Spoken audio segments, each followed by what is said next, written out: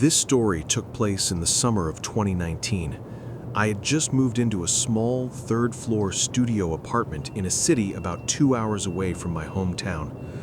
I was working a mid-level office job, and like most people starting out, I was trying to furnish my place on a very tight budget. This led me to spend a lot of my evenings scrolling through online marketplaces, looking for cheap or free furniture. In late July, I came across a listing for a high-end solid oak bookshelf. It was beautiful, the kind of piece that usually costs hundreds of dollars, but the description simply said, "Free to a good home, must be able to pick up tonight, moving soon." There were no photos of the house, just 3 clear shots of the bookshelf sitting in a brightly lit, empty room. I messaged the seller, a man named Marcus, and he replied almost instantly. He gave me an address in a neighborhood I wasn't familiar with, a place called Blackwood Estates. It was about 40 minutes away, tucked into a hilly, wooded area on the very edge of the city limits. He told me he'd be home all night and to just pull into the driveway and knock. I borrowed my brother's pickup truck and headed out around 8:30 p.m.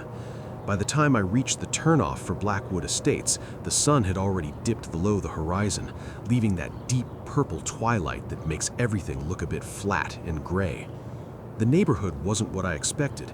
The houses were massive, set back at least 100 yards from the road, hidden behind thick curtains of oak and pine trees. There were no streetlights, and the further I drove, the more isolated it felt. When I finally found the address, I had to drive up a long, winding gravel driveway. The house was a large, modern structure with a lot of glass, but surprisingly, none of the lights were on. I pulled the truck up to the front, feeling a bit hesitant. I checked my phone to make sure I had the right house, and Marcus had sent a follow-up message just 2 minutes prior. "In the back, door is open, come on in." I don't usually like entering a stranger's home unannounced, but this was a wealthy neighborhood, and the guy had been polite enough in his texts. I walked around the side of the house toward a large sliding glass door that led into a kitchen. As he said, it was slightly ajar. I pushed it open and called out a "hello?" The house was incredibly cold. The air conditioning must have been set to 60 degrees. It was also almost entirely empty. No rugs, no pictures on the walls, just the echo of my own footsteps on the hardwood. A voice called out from the floor above. "Up here, just finishing the last of the packing. The shelf is in the room at the end of the hall." I headed up the stairs. The house smelled faintly of lemon polish and something else I couldn't quite identify, something sweet and medicinal. When I reached the top of the stairs, I saw a man standing in the doorway of the far room. He was tall, thin, and wearing a very crisp button-down shirt, despite the fact that he was supposedly moving house. He didn't look like someone who had been packing boxes all day. He looked perfectly composed. "I'm Marcus," he said, offering a brief, stiff nod. He didn't offer to shake hands. "The shelf is right there. It's heavy, but if you take the drawers out, it's manageable." He stepped aside to let me into the room. It was the same room from the photos, brightly lit by a single powerful overhead light. The bookshelf was there, and it was even nicer than the pictures suggested. I started taking the drawers out to lighten the load. Marcus just stood in the doorway, watching me. He didn't try to make small talk or help, he just stood there with his hands behind his back. As I pulled the bottom drawer out, I noticed a small piece of paper that had been stuck behind the tracking. I picked it up to hand it to him, thinking it was a receipt or a stray note. When I flipped it over, I realized it was a photograph. It was a candid photo of a person sitting at a desk in a small office. It took me a few seconds to realize I was looking at myself. I was wearing the same outfit I'd worn to work 3 days earlier. The photo had been taken through a window from a distance, but it was clear. I felt a sudden sharp spike of adrenaline. My hands started to shake slightly. I looked up at Marcus, who hadn't moved an inch. He was still staring at me with that same blank, polite expression. "Is this yours?" I asked, my voice sounding much higher than I intended. He didn't look at the photo. He just kept his eyes on mine. "You're very efficient," he said. "I noticed that about you. You have a very consistent routine."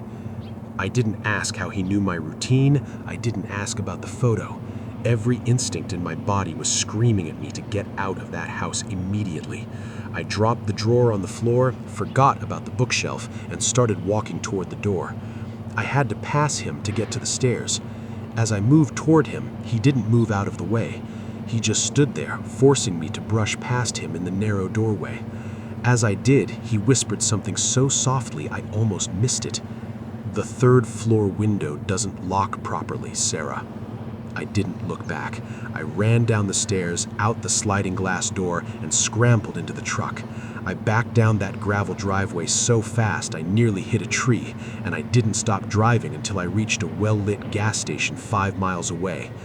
I called the police from the parking lot. I told them everything: the free furniture, the photo, the comment about my window. 2 officers went out to the address about an hour later. They called me back around midnight with a report that made my blood cold.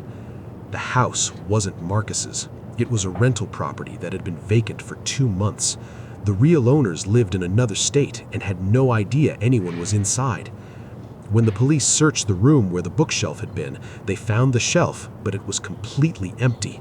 There were no boxes, no packing supplies, and no other furniture in the entire house. But they did find something else. In the kitchen, they found a small portable GPS tracker and a set of keys. The keys didn't belong to the house. They were duplicates from my apartment building's main entrance and my specific unit. They ran the name Marcus and the phone number I had been texting, but the number belonged to a burner phone that was deactivated minutes after I left the house.